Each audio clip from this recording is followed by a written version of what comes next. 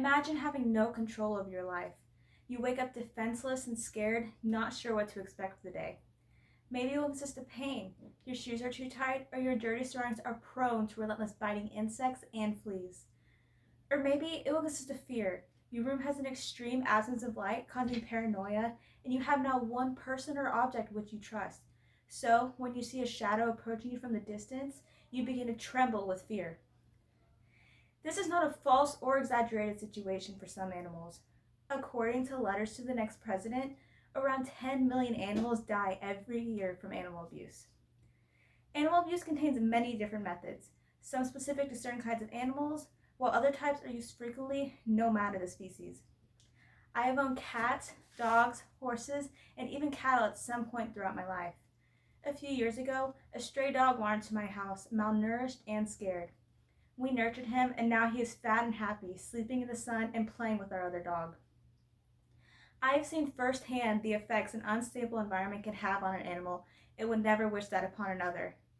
Therefore, it is extremely important to me that as many people as possible understand how terrible animal abuse is, and for you to thoroughly understand the points of this speech to prevent animal abuse in your household or in others. Today, I will be talking about how animals are abused in many different ways, psychologically or physically, and what to do when encountering an abused animal or animals. It is fairly easy to recognize current or past abuse on an animal. More minor types could consist of a tight collar, which could rub the hair off the skin, therefore causing bleeding, or in severe cases, strangulation. Or lack of grooming.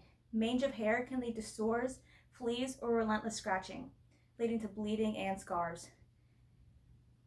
Major types of abuse will often include organizations or groups of people, likely with the purpose of entertainment. For example, as much as you may not want to hear it, zoos or marine aquariums are some of the most common types of abuse. While they are often well fed and taken care of in captivity, the animals are being deprived of acting of their instinctual behavior and even acquiring abnormal behavior. This is also sometimes the case for dogfighting or racing. Dogs, such as pit bulls, are bred and raised primarily to grow up and fight other dogs. When leaving the ring, they will either have been killed or have been so badly injured that they would want to be dead.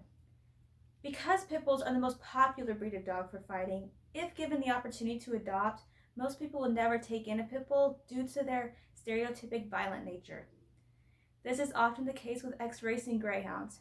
Greyhounds are the most common breed of dog to be bred with the purpose of racing. While the idea of dogs racing may not seem that bad, the death rate of greyhounds is extremely high. According to Wildlife Rescue and Rehabilitation Organization, 20,000 greyhounds are killed every year. If considered too slow or become injured while racing, the dogs will be killed, returned to breeding facilities, or be put up for adoption, although few are ever adopted.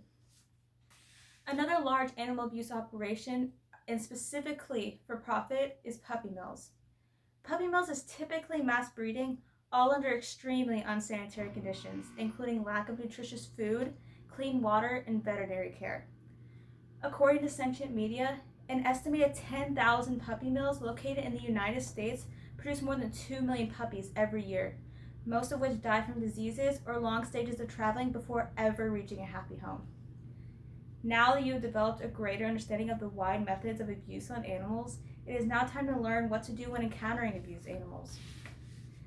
There are many ways a person can portray their role in preventing animal abuse. Organizations exist to prevent or end animal abuse and are located all throughout the United States. For example, according to the Humane Society of the United States' website, just in 2019, they helped save 60,000 pets, urged 15 states to strengthen their laws against animal fighting and cruelty, and helped 340 total local ordinances ban the sale of puppy mill dogs. Other popular organizations, such as the ASPCA or the American Society for the Prevention of Cruelty to Animals, and the Oklahoma Alliance for Animals, also exist for the same reason, to make animal lives better. So, when encountering an abused animal or animals, call your local Humane Society. Never attempt to rescue a pet or animal on your own. The situation could be unknowingly dangerous, and interaction could harm you or others. Or call local law enforcement if encountering suspicious activity or active abuse. Usually, when confronted, an animal owner will simply give up their pet or pets. Or in larger animal abuse operations, such as dogfighting rings, law enforcement will overpower the operation and take it over, putting the animals into the right hands, such as the organizations I listed previously. In conclusion, animal abuse is a severe problem throughout the United States and the world. Whether mentally or physically, a toll is taken on the animal.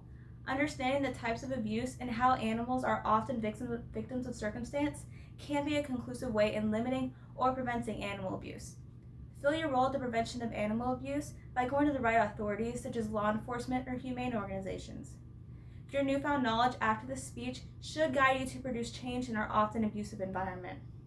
So, when the time comes for you to pursue your role at the prevention of animal abuse, I hope you take it, not just for the betterment and safety of animals, but also for the betterment of the future.